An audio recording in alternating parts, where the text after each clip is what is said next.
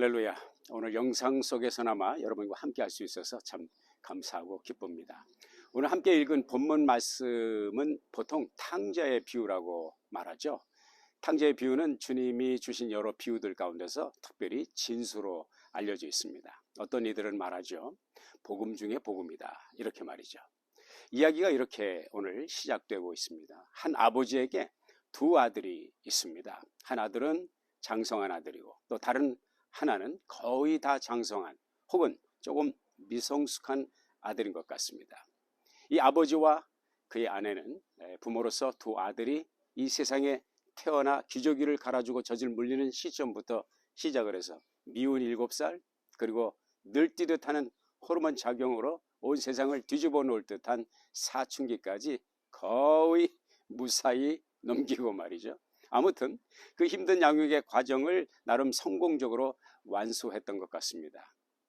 이 아버지는 아버지로서 최선을 다했던 것이죠. 억척같이 일하고 근검절약해서 남부럽지 않은 재산도 쌓아놓았습니다. 그걸 어떻게 알 수 있어요?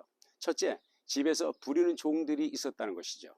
둘째는 집에서 파티를 열 때 관현악단, 본문 뒤에 보면 풍악이라고 표현되어 있는데 이런 관현악단을 초청을 할 수 있을 정도였고 살찐 송아지를 잡을 수 있는 정도였습니다. 이 아버지가 이렇게 열심히 일하고 근검절약을 하고 재산을 모은 이유가 무엇일까요?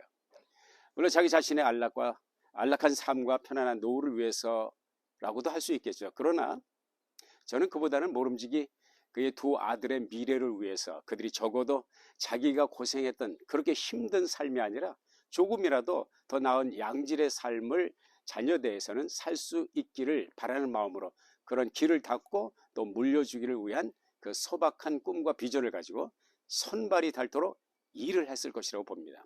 누가 보아도 다복했을 그 가정에 갑자기 우환이 닥쳐옵니다. 뜬금없이 작은 아들이 아버지에게 자기에게 돌아올 유산을 달라고 합니다. 이 말은 바꿔 표현하면 아버지가 빨리 돌아가셨으면 좋겠는데 금방 돌아가실 것 같지 않으니까 내가 가겠습니다, 나가겠습니다 라는 말과 다르지 않죠. 본문에 나타나는 이 두 아들은 유대인의 아들들입니다. 주님은 지금 이 이야기를 누구에게 하고 계세요? 유대인들에게 하고 계시잖아요. 당대 유대인의 문화와 오랜 전통과 법 질서로 볼 때요, 두 아들이 있을 경우는 큰 아들이 작은 아들의 2배의 유산을 물려받게 돼 있어요. 그러니까 작은 아들은 형이 물려받는 재산의 반을 받게 되는 것이죠.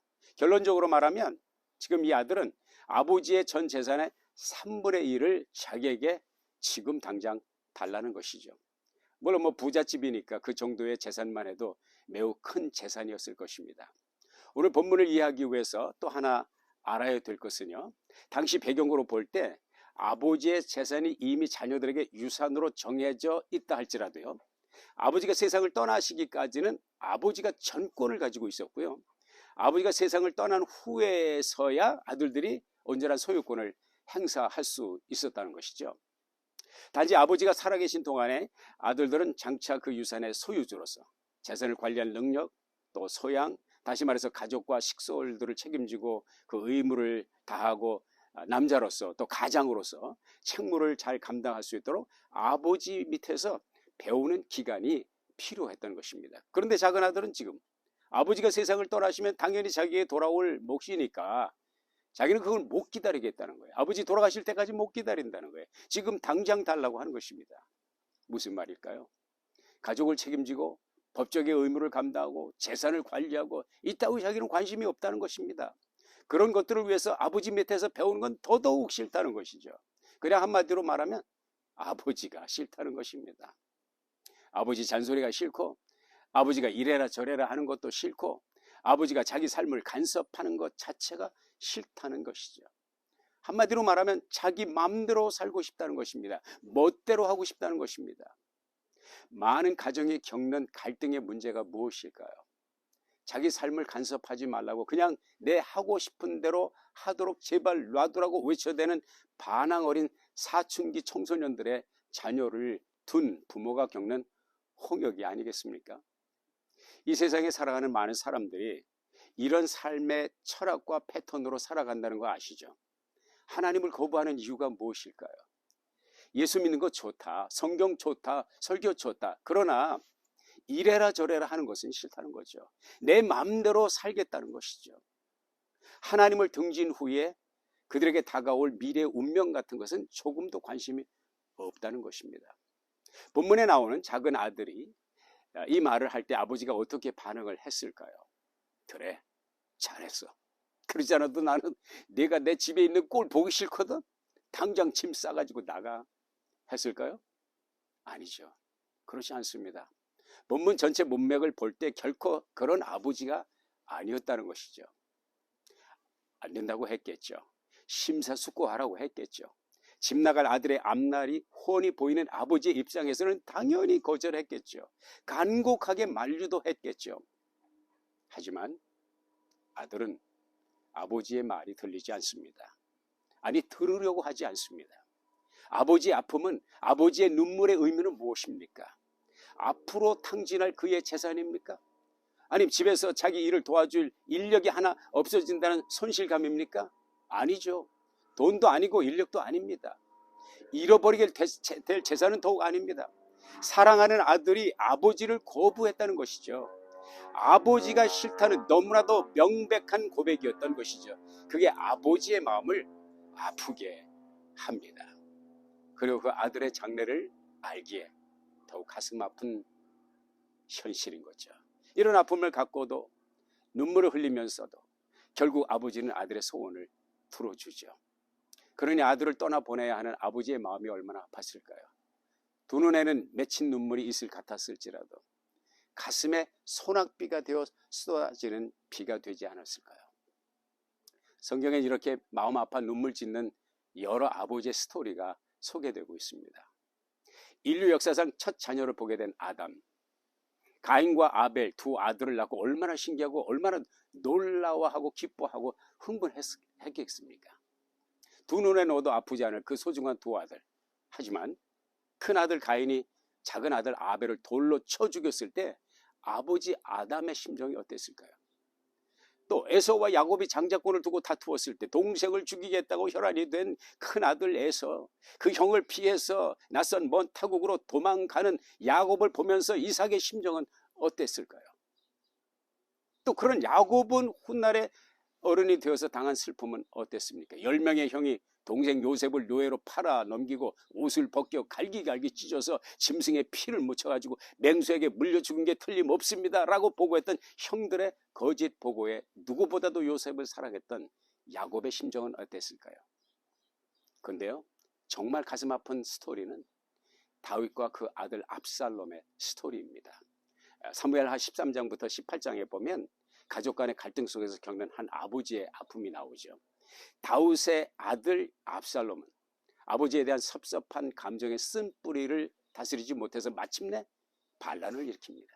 아버지를 제거하고 왕권을 장악하려는 악한 일을 도모한 것이죠. 아버지의 군대와 아들 압살롬의 군대가 서로 대치를 합니다. 이때 다윗은 전선으로 나가는 휘하의 장수들에게 단 한마디의 명령을 합니다. 사무엘하 18장 5절에 보면 이르되 나를 위하여 젊은 압살롬을 너그러이 대우하라. 내 아들 압살롬을 너그럽게 봐주고 죽이지 말라 달라는 간곡한 아버지의 부탁이었습니다. 안타깝게도 전투가 진행되는 중에 압살롬은 전사합니다.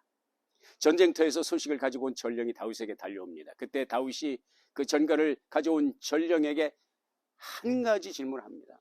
우군의 피해 상황은 어떠냐? 전사자는 얼마나 되느냐? 피해 규모는 어떻게 되는지 그런 것 질문하지 않습니다. 오직 한 가지. 압살롬은 잘했느냐? 였습니다. 그때 병사가 말합니다. 그건 잘 모르겠습니다. 다윗이 말합니다. 비켜 있거라. 다음 전령이 따라와 보고를 합니다. 다윗이 그 병사에게 질문을 던집니다. 압살롬은 잘 있느냐?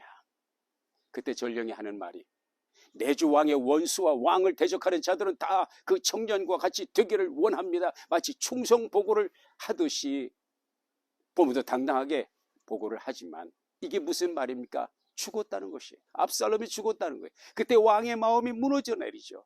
마음이 너무 아파 문 위층으로 올라가면서 웁니다. 성경이 말합니다. 올라가면서 다윗 왕은 이렇게 독백을 합니다. 내 아들 압살롬아, 내 아들 압살롬아, 차라리 내가 너를 대신하여 죽었다면, 압살롬 내 아들아, 내 아들아. 사마 18장 33절은 눈물을 삼키며 올라가는 다윗의 독백을 보고하고 있습니다. 부모됨의 특권은, 양육의 책임은 해피엔딩의 개런티가 없습니다. 어떤 부모라도 자녀에게 상처받을 수 있죠. 어떤 자녀라도 부모의 마음을 아프게 할 수 있습니다. 마치 부모의 마음을 상하게 하는 것이 그들의 특권이라도 되는 것처럼 말이죠. 다시 탕자의 비유로 돌아옵니다. 아버지는 두 아들을 다 사랑했습니다. 그거 아세요? 집을 나간 탕자도, 집을 나가지 않은 큰 아들도 모두 아버지의 마음을 아프게 했다는 것이죠. 집을 나간 탕자는 집을 나가서 아버지의 마음을 아프게 하고, 집을 나가지 않는 큰 아들은 시종일관 아버지 집에 머물러 있으면서도 아버지에 대한 불만 속에서 늘 살았다는 것입니다. 마침내 그 아들 탕자가 돌아옵니다. 아버지의 눈이 짓무르도록 기다리던 그 아들이 돌아옵니다. 먼 발치에서도 그 아들을 알아보는 아버지는 달려갑니다. 당대 이제 중동의 문화를 잘 알고 있는 전문가들의 이야기에 의하면, 당시 문화로 볼 때 종을 거느릴 정도로 여유 있는 집의 양반들은, 주인은 결코 사람들이 지켜보는 거리에서 뛰지 않는다는 것입니다. 돌아오는 탕자를 알아본 아버지는 이면체면 상관이 없었습니다. 온 마을 사람들이 자기를 어떻게 보든지 관계없었습니다. 달려갔습니다. 그 아들을 맞이했습니다. 두 팔로 더럽고 돼지 우리 냄새나는 남는 옷을 거치고 먹지 못해가지고 깡 말라버린 거짓골이 된 아들을 끌어안고 입을 맞추고 볼을 맞대어 비비고 눈물에 제외를 합니다.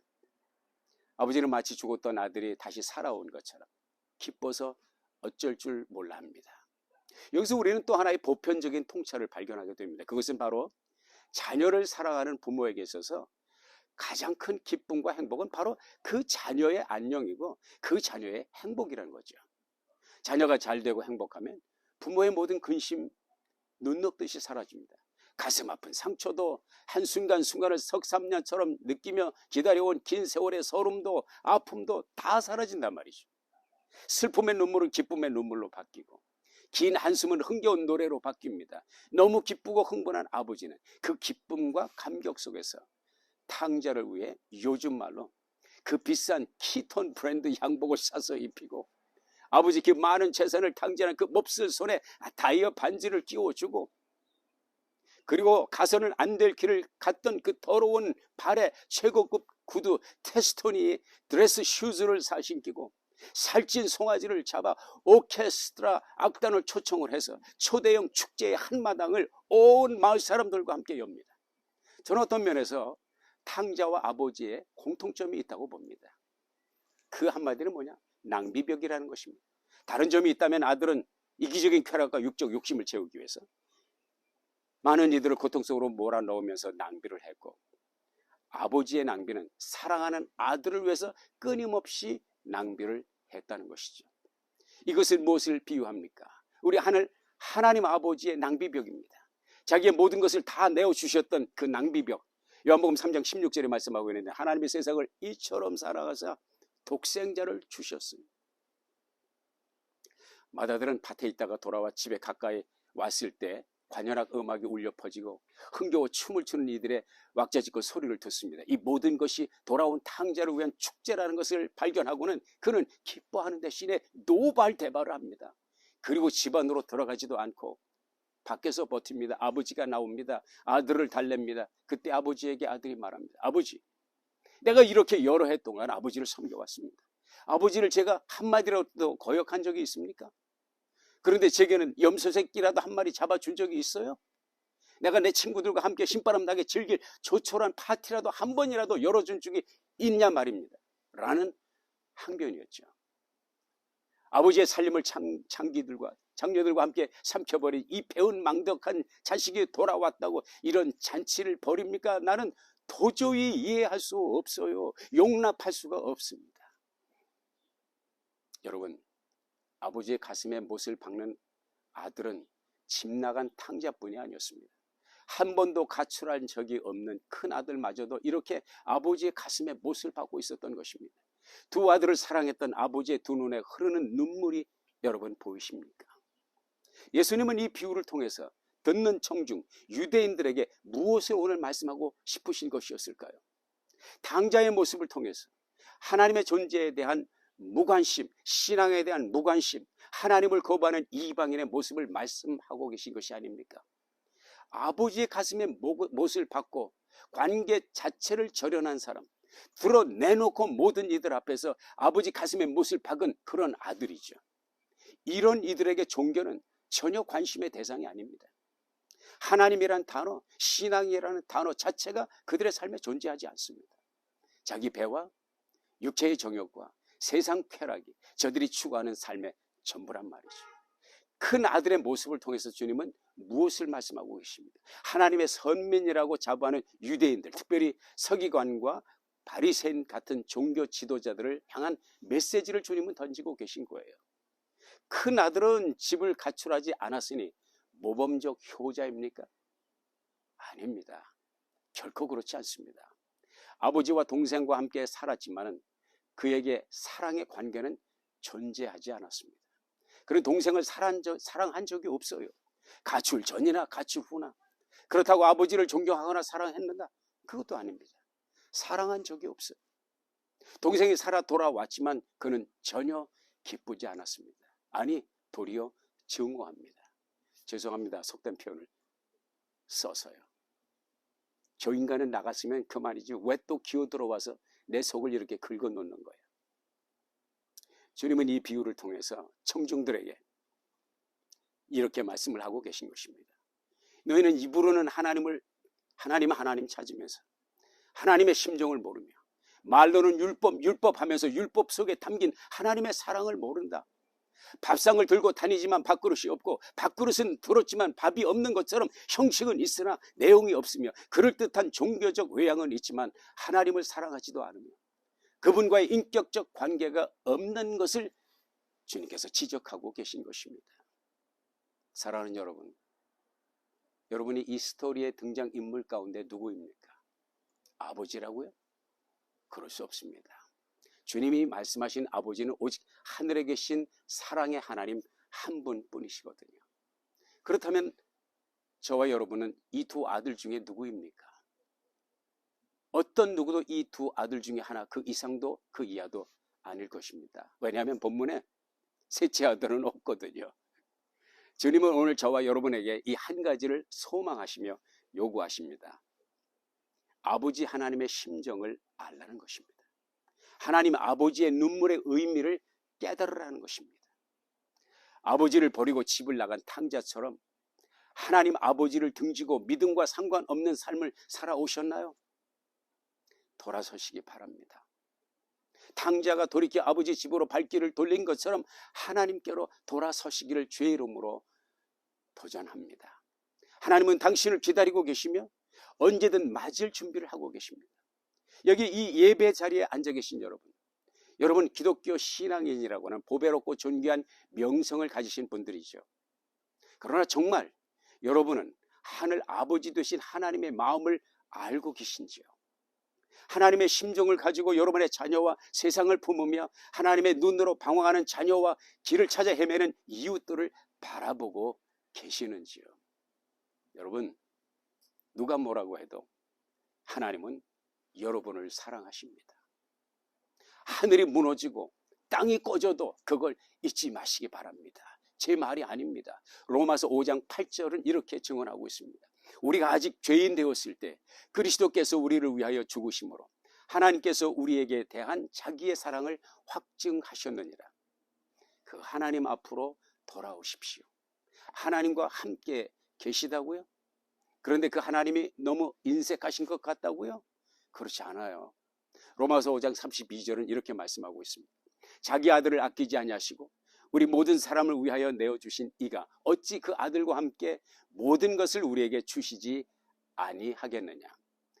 아버지 하나님은 이미 자신의 가장 귀한, 가장 소중한 이 세상 무엇으로도 대신할 수 없는, 비교할 수 없는 외아들 예수 그리스도를 우리에게 내어주셨습니다.